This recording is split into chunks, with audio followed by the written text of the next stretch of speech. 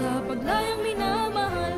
Ang kislap ng watawat mo'y tagumpay na nagdinigling.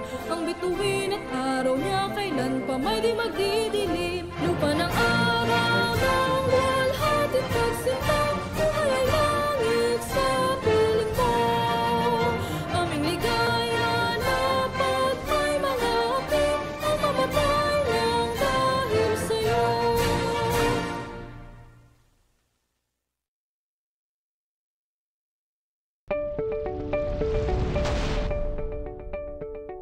This is AMBS Channel 2, a commercial TV station operating under permit number BSD-0126-2022, valid until the 6th of July 2023.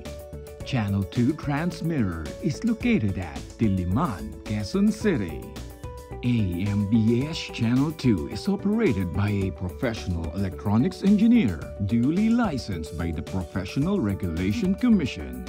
Engineer Erwin D. Senora, PECE number 0001448. And operated by the following personnel, duly licensed by the Professional Regulation Commission and National Telecommunications Commission. Romel G. Ardenio, ECE number 23097. Kent P. De La Cruz, ECE number 0077750. Simon Matthew S. Santillana, ECE number 79146.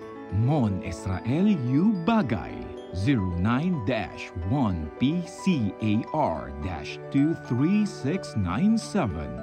Orlando M. Lagarta, 93-1PNCR-6016. Jose P. Buban, 94-1PV-8960.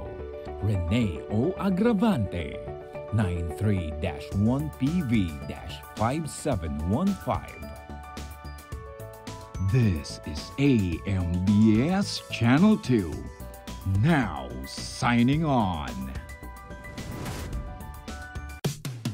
All kasama dito, all kompleto dito, para gumaan ang hirap ng buhay. All sama-sama tayo dito, all tutok na dito. All TV, Pilipinas, saya all TV. Oras para saya all, bawat pamilya, saya all. All TV ang saya, saya all.